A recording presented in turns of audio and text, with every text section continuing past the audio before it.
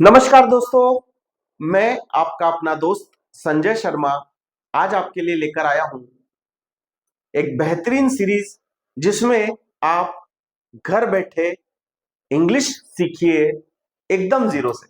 सुनकर आपको जरा अजीब सा लगेगा कि एकदम जीरो से। जी हाँ, यदि आप एक किसान हैं, यदि आप एक स्टूडेंट हैं, यदि आप एक एडवोकेट हैं, जिस किसी भी प्रोफेशन में आप हैं और आप चाहते हैं कि आपकी इंग्लिश घर बैठे आप उसको बेहतर बना सकें, तो मैं आपका अपना दोस्त संजय शर्मा आज आपके लिए ये सीरीज लेकर आया हूं जिसमें मैं आपको स्टेप बाय स्टेप एक एक कड़ी करके आगे बढ़ाऊंगा, जहां हम एकदम जीरो से शुरू करके आपको हीरो की ओर लेके जाएंगे। तो आइए आज की शुरुआत करते हैं। देखिए, सबसे पहली चीज आपने निश्चित रूप से सुना होगा, जैसे हम लोग बात करते हैं कि छोटा बच्चा जब नर्सरी स्कूल में जाता है तो टीचर उसको सिखाती है कि बच्चे एबीसीडी सीखो। हमारे यहाँ अक्सर कहा जाता है कि इसको एबीसीडी आती है, इसको एबीसीडी नहीं आती है। लिखने के लिए उसकी 4 विधाएं हैं, capital letter, small letter, capital letter, small letter. लेकिन आपको जानकर आश्चर्य होगा कि उसका एक नाम है, अल्फाबेट। कैसे बना? अल्फाबेट ऐसे बना, ये लैटिन भाषा के शब्द अल्फा और बीटा से मिलकर बना है। पहले शुरुआती दौर में ये बना alpha beta, alpha beta, alpha beta. लेकिन धीरे धीरे इसको, अंग्रेजों को तो एक समस्या थी, आपको पता होगा कि जहां भी जिस किसी शब्द को बोलने में स्ट्रेस आता, वो उस स्ट्रेस वाले शब्द को ही हटा देते।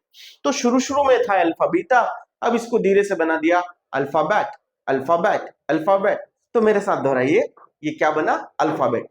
ये पूरी वर्णमाला ए से लगाकर जेड तक जो भी शब्द है या जो लेटर्स हैं उसको हम अल्फाबेट के नाम से जानते हैं। ठीक है, तो हमारा पहला प्रश्न होता है कि अल्फाबेट कितने होते हैं? तो जवाब क्या आता है? ज्यादातर लोग जवाब देंगे, अपने मन में जवाब सोचिए। आपके मन में जवाब आ रहा होगा कि अल्फाबेट 26 होते हैं। नहीं दोस्तों, अल्फाबेट एक होता है और उसके लेटर्स 26 होते हैं। तो आइए बिना देर किए हम शुरुआत करते हैं अल्फाबेट। आप देख पा रहे हैं स्क्रीन पर? अब मैं आपके लिए तैयार कर रहा हूं अगली स्लाइड, ये लीजिए।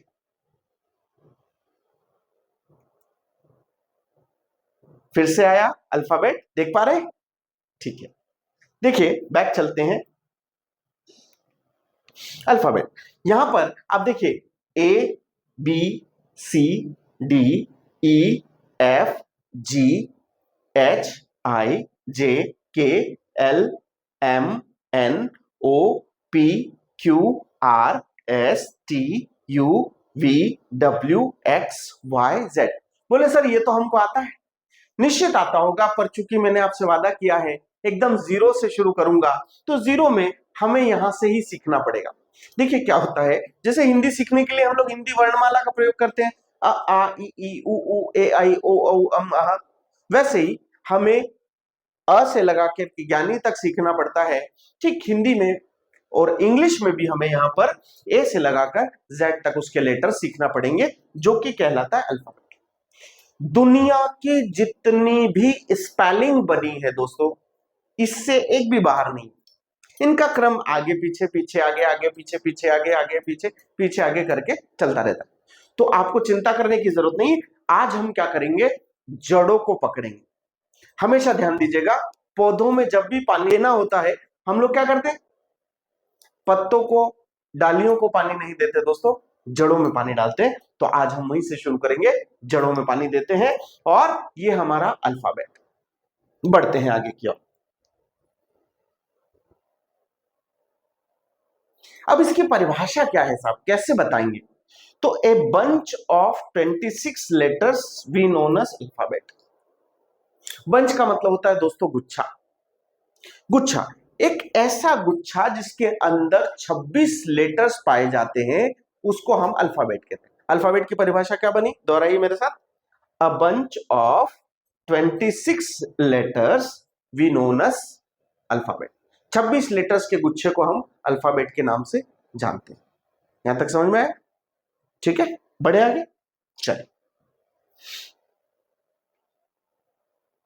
अब प्रश्न आता है कि अल्फाबेट कितने होते हैं? मैंने थोड़ी देर पहले आपको बताया था, अल्फाबेट 1 होता है और उसके लेटर्स जो हैं वो कितने होते हैं? 26। आगे बढ़ते, देयर आर 5 वोवल्स, 5 वोवल्स। देखिए हिंदी वर्णमाला में हमने देखा अ आ इ ई उ ऊ ए ऐ ओ औ अम अह, ये हमारे स्वर होते हैं। ठीक इंग्लिश वर्णमाला में भी 5 स्वर होते हैं और बाकी व्यंजन होते हैं जो कि एंड 21 कॉन्सोनेंट। व्यंजन को इंग्लिश में हम लोग कॉन्सोनेंट्स कहते हैं। तो यहां पर आया there are 5 vowels and 21 consonant in alphabet. बढ़े आगे, चलिए समझते हैं वोवल्स कौन से हैं। A E I O U, there are 5 vowels, हमने देखा ना, ए ई आई ओ यू। बोलिए मेरे साथ, ए E I O you, A E I O you, ये हमारे हो गए वोवल्स। अब बच्चे कॉन्सोनेंट, कॉन्सोनेंट क्या क्या है। बी, दोबारा मेरे साथ बोलिएगा, B C D F G H J K L M N P Q R S T V W X Y Z, ये हमारे कॉन्सोनेंट हो गए। तो वोवेल कितने, 5, कॉन्सोनेंट कितने 21। मतलब 26 में से हमने 5 कम कर दिए तो बचे हुए हमारे कॉन्सोनेंट कहलाते, ठीक है ना। तो vowel 5 consonant 21, vowel 5 consonant 21। There are 2 semi vowels in alphabet. देखिए क्या होता है, इसमें 2 अर्धस्वर पाए जाते हैं। अर्धस्वर, अर्धस्वर क्या होता है, देखिए जैसे हमने देखा डब्ल्यू, अब डब्ल्यू क्या था, कॉन्सोनेंट है ना। तो डब्ल्यू, बोलिए डब्ल्यू, डब्ल्यू, और बोलिए you, W you, W you. तो डब्ल्यू में यू का साउंड आता है, बोलिए वाई वाई वाई।